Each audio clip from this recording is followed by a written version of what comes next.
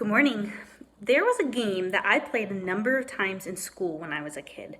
It was kind of like a blindfolded obstacle course. Have you ever done that?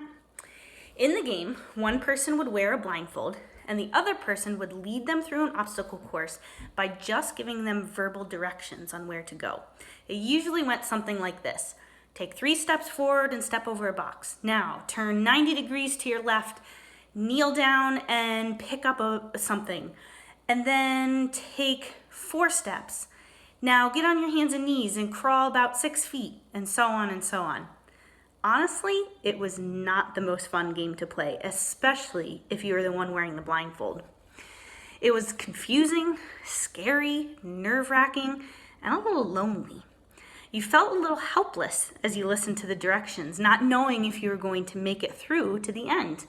And sometimes it was a little embarrassing too, because you were bound to run into something or trip over something. I always did.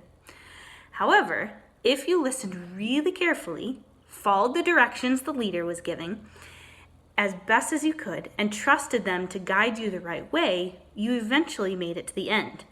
And what sweet relief when you got to take off the blindfold and celebrate making it through.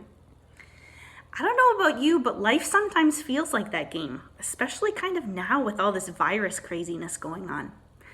I've had some times in my life that felt pretty dark and lonely and confusing. I didn't know what was happening or what I should do. And there are times, just like in the psalm that Mrs. Dirk is going to teach us about in a little bit, that I ask God, where are you? Are you really there? Are you really going to help me?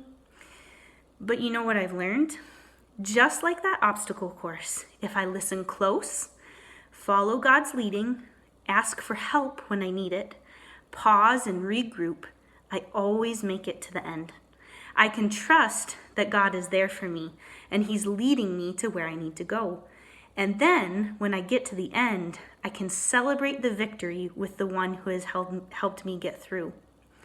So today, if you're feeling a little like you're in an obstacle course with a blindfold on, I hope that you can pause and really, really listen for the God that loves you to give you direction and remind you to keep moving forward because He is trustworthy and He gives us hope.